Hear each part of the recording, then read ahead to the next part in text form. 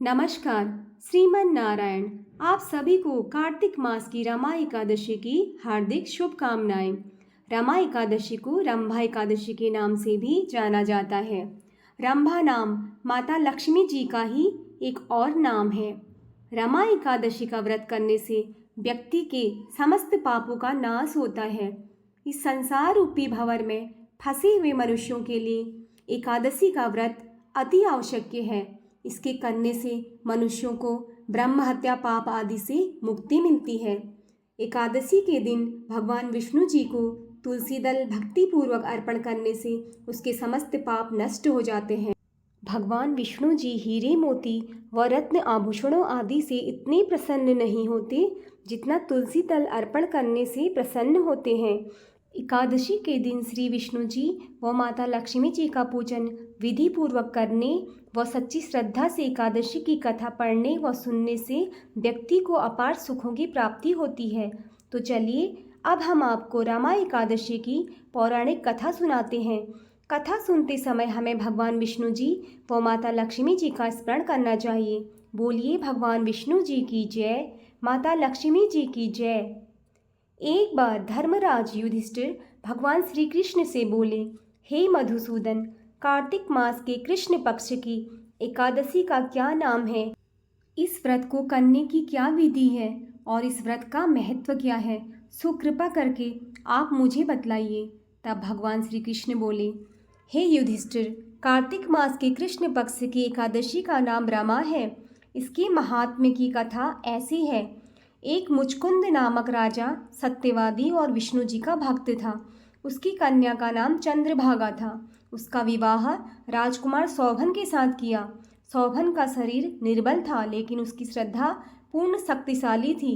एक समय सौभन ससुराल में था और रमा एकादशी आ गई। मुचकुंद राजा ने ढिंढोरा पिटवा दिया कि आज सब प्रजा को उपवास करना होगा। हाथी, घोड़े, ऊंट आदि पशुओं को भी अन्न मत देना। राजकुमार सौभन ये मुनादी सुनकर पत्नी के पास गया और कहने लगा, मैंने उपवास किया तो अवश्य मर जाऊंगा, कहिए क्या किया जाए? पत्नी बोली, यदि उपवास की शक्ति नहीं है तो यहाँ से किसी दूसरे स्थान पर चले जाइए। सौभन ने उत्तर दिया, यह बात निश्चित है कि मेरे शरीर में उपवास की शक्ति नहीं है, परंतु श्रद्धा भक्ति मेरे मन में पूर्ण है। मनो इच्छा ये शिक्षा दे रही है कि चाहे शरीर छूट जाए परंतु व्रत को न तोड़ूंगा। अतः उसने रमा एकादशी का व्रत किया। भूखा प्यासा रहकर दिन को व्यतीत किया। कष्ट पाकर रात्रि को भी जागरण करके निकाल दिया, परंतु प्रातःकाल होने से पहले ही प्राण त्याग दिए। व्रत के प्रभाव से उसे इंद्राचल पर्वत पर रत्न जटित उत्तम नगर प्राप्त हुआ। सौभन यहाँ इंद्र के समान आनंद लेने लगा। गंधर्व और अप्सरा उसकी स्तुति किया करते थे।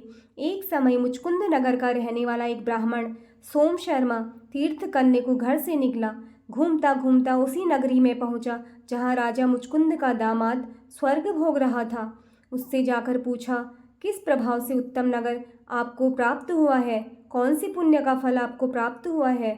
सौभन ने उत्तर दिया, यह सब प्रभाव रमा एकादशी का है।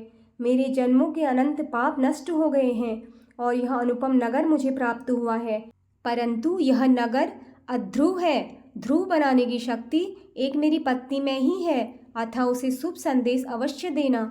ब्राह्मण ने घर आकर चंद्रभागा से सब समाचार कहा और उसे मद्रांचल पर्वत पर मुनि वामदेव के आश्रम में ले गया। मुनि ने चंद्रभागा का मंत्रों द्वारा अभिषेक किया। वह दिव्य शरीर धारण कर पति के पास चली गई। पति को कहने लगी, मैं जन्म से एकादशी का व्रत करती रही हूँ, उसके कारण तेरा अनुपम नगर ध्रुव लोक के समान अचल रहेगा। इस महात्म्य की कथा सुनने से भी विष्णु लोक मिलता है। फलाहार, इस दिन केले का सागार लें।